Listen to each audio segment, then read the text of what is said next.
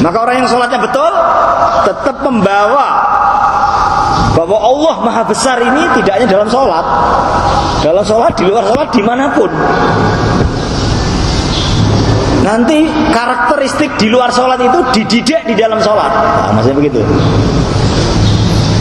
Yang dalam sholatnya ini membiasakan keyakinan bahwa Allahu Akbar. Dan ini tidak hanya sekali, diulang-ulang sampai salam berapa kali Akbar, berapa kali Allahu Akbar, paham ya? Banyak sekali di situ. Ini bagaimana terwujud di luar sholat dalam kehidupan sehari-hari bahwa Allah yang Maha Besar, lainnya kecil. Setelah Allahu Akbar baca apa Pak? Namanya apa? Allahu Akbar. Terus doa iftitah, pembukaan. Banyak ragamnya, di situ termasuk ada. Dan nanti ini termasuk ini. Ini tugas jenengan yang saya bagi ini supaya jenengan nanti ngapalkan arti perkata sehingga yang dibaca tahu apa artinya.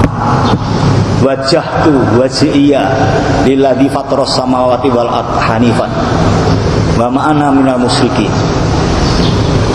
Aku menghadapkan wajahku, perhatianku kepada wajahnya Allah yang menciptakan langit dan bumi, dan aku hadapkan dengan ikhlas. Nah, gitu. Aku telah menghadapkan wajahku wajhiya lilladzi fataras samawati wal ardh hanifan, dengan lurus, dengan ikhlas. Wa ma'ana minal musyrikin, dan aku tidak termasuk orang yang musyrik. Pensucian diri, menghilangkan kemusyrikan dari dirinya. Terus pernyataan maksud hidup, inna sholati wa nusuki wa mahyaya wa mamati lillahi rabbil alamin. Maksud hidup itu, sesungguhnya sholatku, ibadah sembelianku, seluruh hidupku dan matiku hanya untuk Allah Rabb semesta alam, bukan untuk yang lain. Iftitah, mengawali mau masuk inti. Sebelum itu belum masuk inti, diantisipasi dulu oleh Allah, suruh ta'awud. A'udzubillahi minasyaitonirrajim, berlindung kepada Allah dari godaan setan. Terus bismillah. Sifat Allah itu banyak sekali, Al-Mutakabbir, Al-Jabbar, Al-Qahhar, macam-macam. Tapi Allah menonjolkan, menampakkan sifat yang di situ Ar-Rahman, Ar-Rahim. Bismillahirrahmanirrahim. Bahkan setiap amalan yang baik yang tidak dimulai dengan bacaan Bismillahirrahmanirrahim, maka cures, fahuwa akhta, maka dia cures, hilang berkahnya, tidak berkah. Apa di situ? Dengan nama Allah yang Maha Pengasih, Maha Penyayang. Sifat Allah itu banyak, tapi yang ditonjolkan ini pengasih penyayangnya Allah agar mewarnai dalam perbuatan amalan kita. Dalam memberi, dalam menahan, dalam menolong, dalam apa saja, dalam mendidik.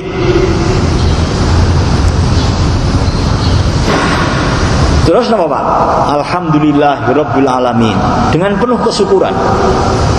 Memuji Allah dengan penuh kesyukuran. Segala puji hanya bagi Allah semesta, Rabb semesta alam. Diulangi lagi coba. Ar-Rahmanir-Rahim, sifat Allah lagi, yang Maha Pengasih, yang Maha Penyayang. Dan ketika kita membaca itu Allah menjawab, Hamidani Abdi, hambaku sedang memujiku. Maliki Yaumiddin, visi akhirat ini Pak, Allah yang menguasai di hari pembalasan, yang kita dihadapkan kepadanya nanti, ketemu kepada Allah, diminta pertanggungan jawab. Ini visi akhirat, Maliki Yaumiddin. Jadi ini mi'rajnya hamba kepada Allah tadi, dibawa sampai kepada nanti akhirat. Iyyaka na'budu wa iyyaka nasta'in, pembersihan dari kemusyrikan-kemusyrikan, syirik, terutama syirik fil ibadah. Iyyaka na'budu, hanya kepadamu kami menyembah, menghambakan diri. Gitu ya. Asyirku fil ibadah itu syirik dalam ibadah. Gitu ya. Nah, ini hanya kepada Allah. Asyirku fil isti'anah, syirik dalam isti'anah, minta pertolongan. Nyai Rokidul, Demit dan lain-lain, Danyang, satu lagi dan seterusnya, paham ya? Ini hanya kepada Allah. Pembersihan kemusyrikan, penegasan ketauhidan. Habis itu apa? Ihdinas siratal mustaqim, dengan ketawaduan, dengan rendah hati, ya Allah tunjuki kami, hidayahlah kami ke jalan yang lurus. Ya. Siratal ladzina an'amta 'alaihim, jalannya orang-orang yang telah Engkau beri nikmat. Nah, ini pentingnya ngaji. Siapa yang telah diberi nikmat? Siapa? Dijelaskan An-Nisa 6869, minan nabiyyin wasiddiqin wasyuhada wassolihin. Gitu. Para nabi, para siddiqin, para syuhada, para sholihin. Bukan hanya minta jalan seperti itu, dibentengi. Ghairil maghdubi 'alaihim, jangan mengikuti jalannya orang yang telah Engkau murkai, yaitu Yahudi. Waladhdallin, jangan mengikuti jalannya orang yang sesat, yaitu Nasrani. Allah menjawab apa? Dengan kita ngomong seperti ini, Allah jawabnya apa? Wali abdi masa'alah, untuk hambaku apa yang dia minta. Tuh. Kita minta apa? Amin. Ini kan bahasa Fatihah ini. Bapak Ibu semua, jangan kalau sholat dengan ini dari awal tadi niat ditoto, menyengaja dengan kesadaran, kemudian iftitah dirasakan, dipahami ayat itu, ta'awud, bismillah, Fatihah. Kira-kira gimana? Beda enggak dengan pokoknya rampung, Gus? Rasakan nanti sensasi kelezatannya di dalam sholat berhubungan dengan Allah. Allah itu zat yang maha pembalas, Allah zat yang maha kasih sayang, Allah zat yang maha memperhatikan. Gitu ya. Allah tawajuh, perhatian bukan sekedar tawajuh, bukan begitu. Allah akan membalas rasa di dalam orang sholat tawadhu kepadanya. Tumbuh kecintaan, tumbuh pengagungan, tumbuh ketenangan. Macam-macam nanti dari situ. Karena obat komplit itu di dalam sholat. Di dalam sholat. Sholat ini perintah pertama setelah iman. Maka betul-betul sholatnya ini saya keterangan hari ini memang saya detailkan hal sholat ini. Ini kalau ini bermasalah, yang lainnya jadi masalah.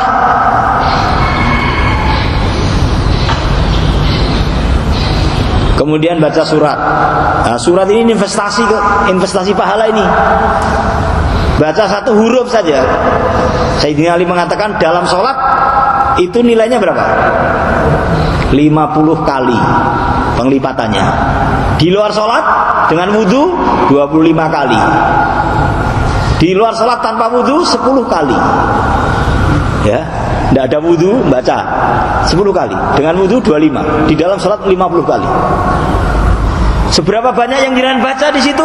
Berapa kali huruf? Paham ya? Investasi banyak-banyaknya. Maka Nabi ketika sholat sendirian, Al-Baqarah, Ali Imran, An-Nisa, Al-Maidah, nah kita yang mumet ambruk kira-kira kita ya. Pun gitu. Naiklah kamu, bacaan naiklah, nanti tingkatan surgamu sesuai dengan tingkatan apa yang kamu baca. Oh gitu. Dan nanti orang yang tahu seperti ini dan yakin terhadap nilai, itu akan berpanjang-panjang berdirinya dengan baca surat itu. Ini tidak paham ini ya, yang penting sah, ina atau ina cepet lah. Ya. Walaupun dia boleh, hukum formalnya boleh. Tapi itulah kesempatan investasi, baca yang panjang. Nah gitu. Kecuali kalau jadi imam. Nah ini nih kalau berjamaah, belakangnya ada orang tua, ada anak-anak, orang lemah, suruh menyederhanakan. Gitu. Kemudian apa dia? Diperbaiki lagi. Allahu Akbar, ruku. Ya enggak? Coba supaya amalannya terjaga di dalam kekhusyuan. Kembalikan lagi Allahu Akbar. Jadi termasuk ngangkat Allahu Akbar ini. Ini jangan hanya formalitas. Termasuk sifatnya Nabi ketika takbiratul ihram awal, Allahu Akbar itu tidak cepat-cepatan, Allahu Akbar. Tidak begitu. Dengan pelan-pelan hadisnya. Mungkin yang jenengan ngersake di sini dalil-dalilnya, kadang waktunya. Dengan pelan-pelan. Maksudnya tidak cepat-cepatan. Dan dirasakan, disadari saya sedang menyebut mengagungkan Allah, Allahu Akbar. Nanti tertanam dalam jiwa menolak kebesaran makhluk. Memasukkan kebesaran Allah. Ruku. Dalam ruku ini apa Pak bacaannya yang paling sederhana? Subhana Rabbiyal Adzim. Maha suci Allah yang maha mulia, yang maha tinggi. Jadi suruh menghinakan diri di hadapan Allah yang maha mulia. Nanti ketika sujud, Subhana Rabbiyal A'la, merendahkan diri di hadapan Allah yang maha tinggi. Allah yang tinggi kita merendahkan, Allah yang mulia kita menghinakan. Dalam rukuk itu hikmahnya ini ulama menjelaskan seolah-olah pasrah tawakal sama Allah. Gambarnya nek jenengan rukuk pun kaya siap pun ajeng dikapake seolah gitu. Tawakal sama Allah. Dalam hukum bunuh itu ya mau dikapak itu. Dalam sujud penyerahan total seorang hamba kepada Tuhannya. Muka ini simbol kehormatan begitu rupa ditaruh di atas tanah. Duduk di antara dua sujud. Napa? Bacaannya napa sing paling pendek? Robbi Firli. Ampun, niku sing paling penting, sing paling pendek niku. Ampunilah saya. Tapi kalau bisa minta yang 5. Atau yang 8 atau yang 7. Nah, temriku enten. Allahumma gfirli warhamni wajburni warzuqni wahdini. 5 ini apa? Allahumma gfirli, ya Allah ampunilah saya. Warhamni, kasihanilah saya. Jenengan nek dikasihani presiden ngoten niku. Apa ibu kasihan udah? Dibalik dikasihani itu apa? Paham nggih? Pertolongan segala macam. Ini dikasihani Allah betapa. Kemudian baca burni, cukupkanlah saya. Suruh mencukupkan. Tidak dalam kekurangan. Kemudian warzuqni, berikan kami rezeki. Wahdini, berikan kami hidayah. Penting betul Pak 5 niki. Hah? Niki yang kita perlukan, ampunan, dikasihani Allah, kecukupan, rezeki, hidayah, itu tuh. Nek pas duduk di antara dua sujud baca ini dengan penuh kesadaran, minta 5 hal ini, gimana kira-kira? Amin. Gitu. Lah nek serampangan beda meneh kuwi. Ya lali ki mau ngomong apa, mau coba kan gitu. Gitu. Sujud lagi dengan bacaan tadi. Nah, kalau bisa jangan cepat-cepat, terutama kalau sholat sendirian. 7 5 nah kita diulang gitu sambil dirasakan, dikesankan ke dalam hati, saya sedang sujud di hadapan Allah yang maha tinggi, saya sedang rukuk di hadapan Allah yang maha mulia gitu. Iktidal mau apa bacaannya? Sami Allahu liman hamidah. Semoga Allah mendengar ya dari yang kita baca itu, semoga Allah maha mendengarnya, mengabulkannya maksudnya, dan segala pujiannya bagi Allah. Bagi Allah pujian. Nah ini ingat-ingat, kalau jenengan jadi makmum, ketika imamnya baca sami Allahu liman hamidah, makmumnya langsung Rabbana lakal hamdu atau Rabbana walakal hamdu. Tidak usah baca sami Allahu liman hamidah juga. Paham ya? Kecuali kalau jenengan tidak dengar bacaan imam, jenengan juga baca sami Allahu liman hamidah. Ngertinya gerakan tapi tidak dengar, juga baca sami Allahu liman hamidah. Tapi kalau dengar imam membaca sami Allahu liman hamidah, kita sebagai makmum langsung Rabbana walakal hamdu mil as-samawati wa mil al-ardi wa mil amasita min syai'in ba'duha. Syukur begitu ya. Rabbana lakal hamdu, ya Allah bagimu pujian sebanyak yang di langit, sebanyak yang di bumi, dan apa saja yang kau kehendaki. Ya coba ada niku sampai nanti at-tahiyat ini belum Pak. Niki mboten ngetes niki biar kita ini nanti sholatnya itu biar agak mutu, biar naik gitu ya. At-tahiyatu lillah. Gimana? Segala penghormatan miliknya Allah. Segala penghormatan miliknya, at-tahiyatu lillah. Wassalatu watthayyibah, dan segala peribadatan, segala yang baik-baik. Gitu. Assalamu alaika ayyuhan nabiyyu wa rahmatullahi wabarakatuh. Kepada nabi ini semoga keselamatan, kepada engkau nabiku rahmat, gitu ya, berkah. Setelah itu assalamu alaina, kepada kita. Kemudian assalamu alaika, assalamu ala ibadihi wassolihin, kepada hamba-hamba yang soleh. Coba bagaimana orang muslim dibentuk sifatnya itu loh. Inginkan keselamatan yang lain, doakan kepada Nabi, kepada diri kita, kepada orang para hamba-hamba Allah yang soleh. Begitu. Ada pembaharuan keislaman atau pengakuan seorang diri. Setelah niku apa bacaannya setelah niku? Asyhadu alla ilaha illallah wa asyhadu anna Muhammadan abduhu wa rasuluh. Perbaikan syahadat kita. Ya. Berapa kali Pak dalam sehari? Minimal memperbaiki syahadat kita ini, gitu ya. Jika kata mati dalam keadaan syahadat itu mati husnul khotimah. 9 kali. Ya betul. Lah subuh mengpisan tuh. Tahiyatul. Ya kan? Duhur 2 kali, asar 2 kali, maghrib 2 kali, isya 2 kali. Berarti kan 1 sama 4 kali 9 kali. Memperbaiki syahadat kita. Kemudian sholawatnya dirasakan. Kalau sholawat sekali dapatnya apa Pak? Allahumma sholli ala Muhammad wa ala ali Muhammad dan seterusnya. Sholawat sekali dapatnya apa? Allah mensholawati 10 kali kepada kita. Orang yang banyak sholawat nanti dekat kedudukannya dengan Rasulullah. Nah gitu. Dan diselawati di samping Allah juga malaikat. Innallaha wa malaikatahu yusholluna 'alan nabi. Sesungguhnya Allah, para malaikat bersalawat kepada Nabi. Ya ayyuhalladzina amanu shollu alaihi wa taslimu taslima. Suruh berselawat orang beriman.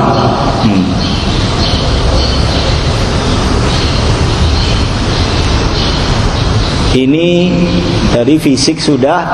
Yang terakhir adalah khusyuk batiniyah tadi. Khusyuk hati, khusyuk batiniyah adalah keadaan hati yang merasa bahwa dirinya sedang ketemu Allah dan nanti akan ketemu Allah. Al-Baqarah ayat 45 tadi. Khusyuk itu apa? Illa alal khosiin alladzina yadunnuna annahum mulaqu rabbihim wa annahum ilaihi raji'un. Orang yang yakin. Itu fi'il mudhari itu continuous tense atau sedang gitu ya, atau future tense atau yang akan datang. Merasa dia sedang ketemu Tuhannya, nanti juga akan ketemu di akhirat nanti, gitu ya. Sehingga ketika sholat ini tumbuhkan atau rasakan, saya ini sedang ketemu Allah. Ini makom tertinggi, kedudukan tertinggi orang dalam sholat, merasa sedang ketemu Allah. Namanya khusyuk.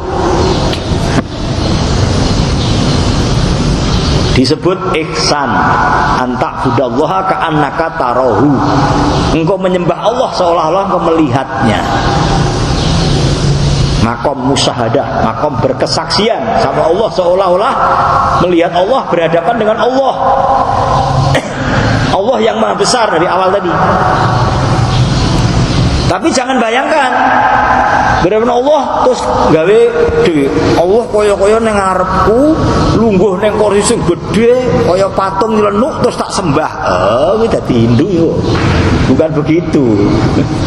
Di Solo ada tanya seperti itu. Saat niki nek kula salat niku kula sering bayangke Gusti Allah niku kaya pokoke sing gedhe lenggah ten kursi teng ngarep kula sembah kula kali ndiklo ngoten niku. Mboten saged, ampun ngoten niku. Laisa kamislihi sayun. Allah itu sama sekali tidak ada yang menyamai. Dari bayangan manusia apa saja tidak ada. Pun jenengan jeng bayangin apa?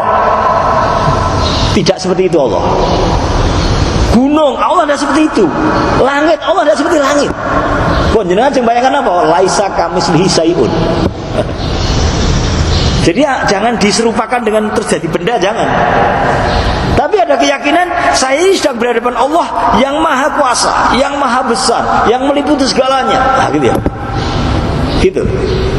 Kalau masih belum nyampe, ya namanya tingkatannya belum nyampe, maka dituntut di bawahnya. Gak usah dipaksa, itu alami. Tingkatan di bawahnya apa? Fa ilam takun tarahu fa innahu yaraka. Apabila engkau tidak bisa merasa melihatnya, rasakan bahwa engkau dilihat oleh Allah. Saya dilihat, diawasi, ya, dimonitor. Gimana kira-kira? Nah, gitu. Sehingga sekali lagi itulah keyakinan.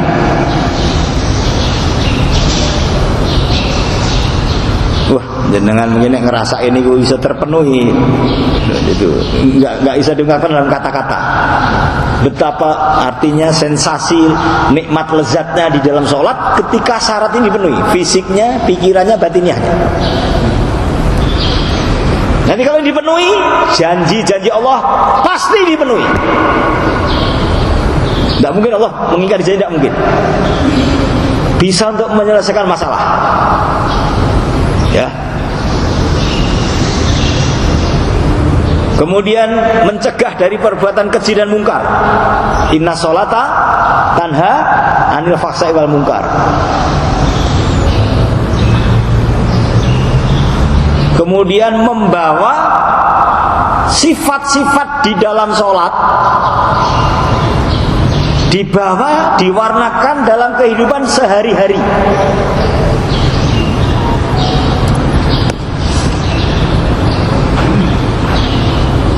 Jadi merasa saya melihat Allah, saya diawasi Allah itu tidak hanya di dalam sholat.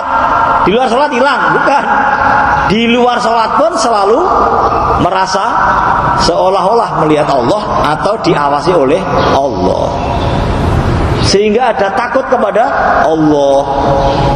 Nanti kalau ingin berbuat sesuatu, minta imbalan, balasan dari Allah, mencari pujian dari Allah, mencari muka dari Allah, menjilat kepada Allah, apresiasi dari Allah, gitu loh. Ini warna sholat. Sehingga sholat itu merupakan di antara karakter building, pembentukan karakter dengan sholat. Kalau ayat surat Al-Fatih ayat terakhir, simahum fi wujuhihim min asari sujud, surat itu, wajah mereka para sahabat itu nampak bekas sujud.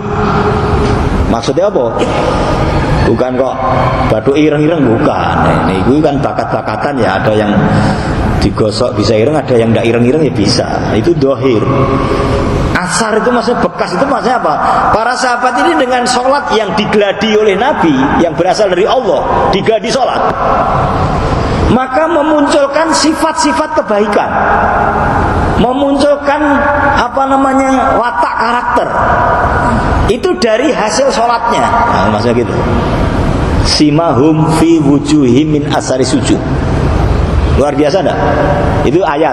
Nek cara hadis, awalu ma yuhasabu bil abdu yaumal qiyamah as-shalah. Awal mula yang ditanya nanti di hari kiamat adalah salat.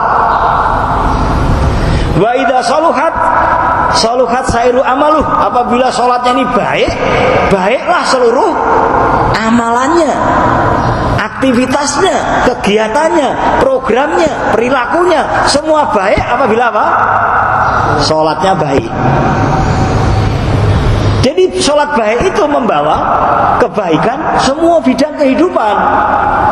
Maka dikatakan karakter building, pembentukan, pembangunan karakter. Sekarang mau ini departemen karakter building, departemen perbaikan jiwa mental, tapi orang tidak memperhatikan sholatnya. Yang penting dibangun pokoknya ekonominya, materinya. Gimana? Malah menumbuhkan orang-orang tomak, menumbuhkan orang-orang geragas, menumbuhkan orang-orang yang tidak pernah puas, tidak ada qanaah.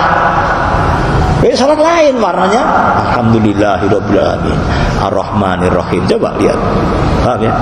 Orientasinya keselamatan, orientasinya kebaikan. Ini sholat ini super penting ini. Ibadah super penting adalah sholat. Ini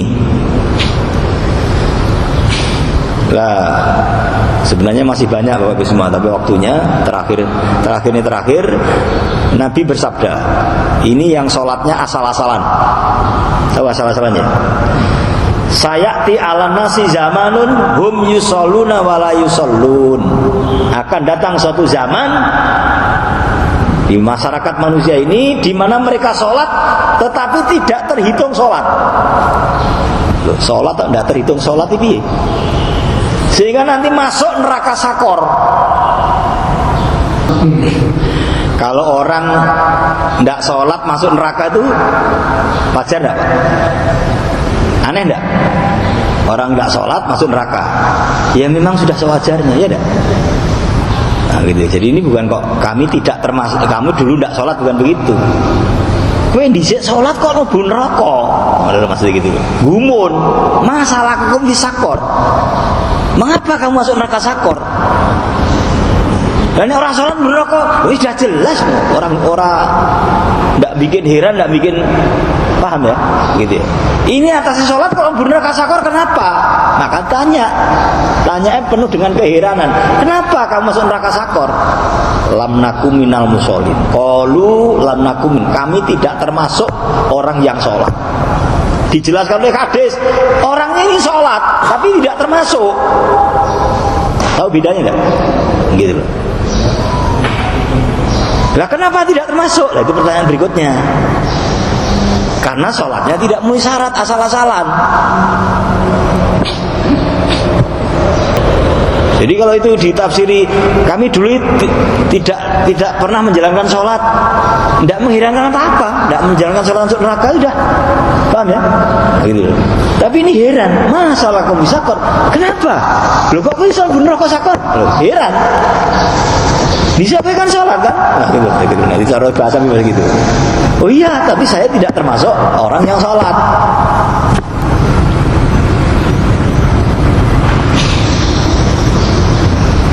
Maka orang yang di situ tidak menjaga sholatnya, apa kata ayat?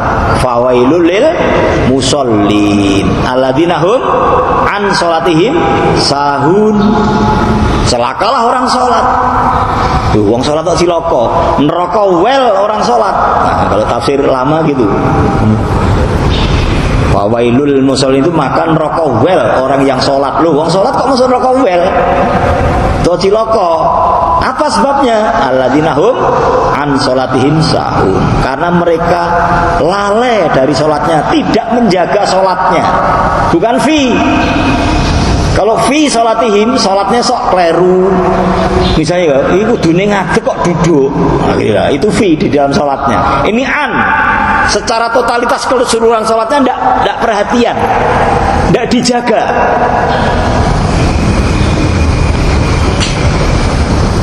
Digawe asal-asalan, digawe gampang sakarepe dhewe, gubras-gabrus ra karaman lah gitu. Ini. Sebab yang kedua, alladzina hum yuraun. Yaitu orang yang sholatnya riya karena manusia. Tapi ya mertuaku iki calone ulama iki. Haji ulama, masa aku ora salat. Ya aku salat karena mertua. Wah, bisa gitu ya. Ya ini segera diluruskan. Wah, ini bosku, aman lagi, apalagi ya gitu ya, bukan. Nah, ini calonku, bukan. Bisa muncul seperti itu. Nah, ini pentingnya ngaji. Segera luruskan niatnya. Karena kalau nanti sholatnya riya, nanti termasuk ini celaka, termasuk calon penghuni neraka well. Termasuk begitu.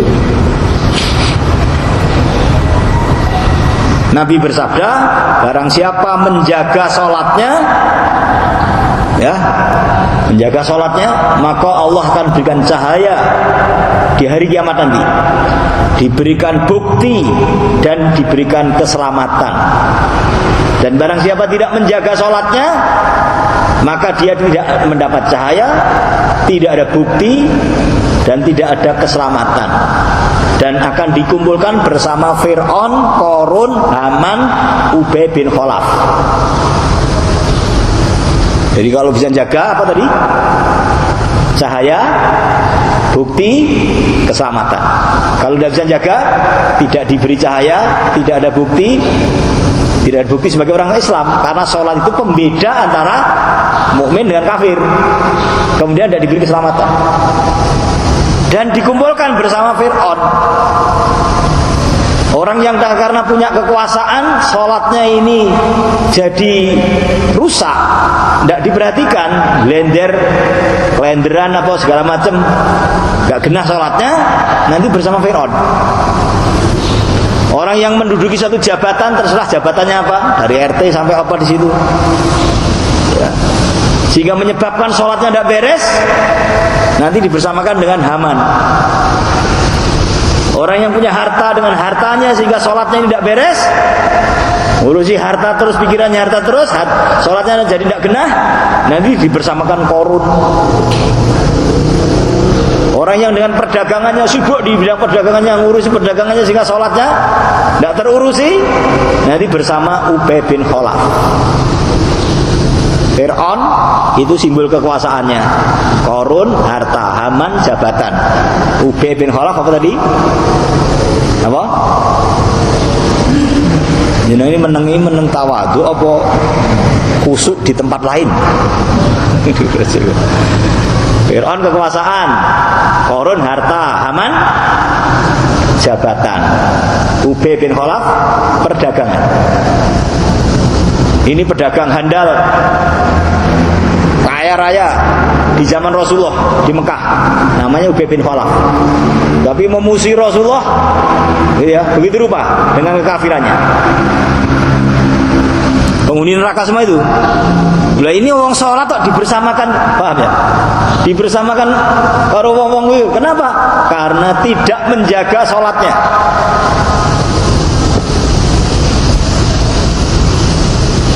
Dah kurang 9 menit. Ini kan mau diteruskan masih 2 jam lagi. Masih banyak lagi. Kedudukan sholat, utamanya sholat masih banyak lagi. Jadi sholat ini pengaruhnya luar biasa. Ada yang tentara mungkin Pak? Sinten sing tentara Pak? Itu yang biasa diucap tiap pagi ini jenenge apa? Sabta marga nggih. Ini diucap tiap pagi ora bosen nggih.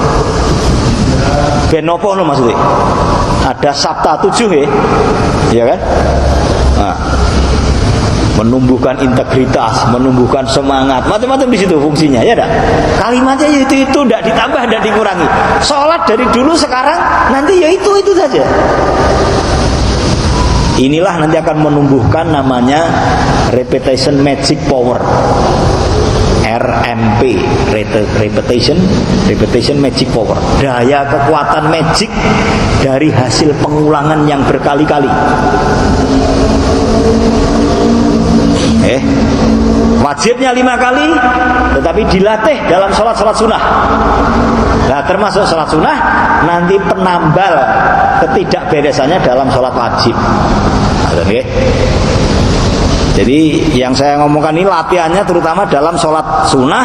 Nanti terbiasa dalam sunnah, terbentuk khusyuknya, wajibnya sudah otomatis. Gitu. Jadi ingat-ingat semuanya itu nanti beres, gitu ya. Kuncinya sholat di dalam bersuci. Ini penting. Bersuci harus beres. Jangan sampai bersuci juga salah-salah. Menjaga wudunya, wudu dengan betul. Gitu. Wah, jadi doa mulai nih. Ya, intinya begitu. Nanti bisa dilanjutkan dengan waktu, insya Allah. Mudah-mudahan apa yang kita kaji menjadi ilmu yang bermanfaat. Allah berikan taufik, hidayah untuk bisa mengamalkannya dan diterima oleh Allah Ta'ala. Dan mudah-mudahan menjadikan membawa sholat kita terutama menyelesaikan persoalan akhirat nanti dan keberkahannya di dunia ini. Dan mudah-mudahan menghantarkan kepada kita keyakinan yang sempurna, tidak cacat, dalam keadaan husnul khotimah. Kita akhirkan kafrah majlis. Subhanakallahumma bihamdika asyhadu an la ilaha illa anta astaghfiruka wa atubu ilaik. Assalamualaikum warahmatullahi wabarakatuh.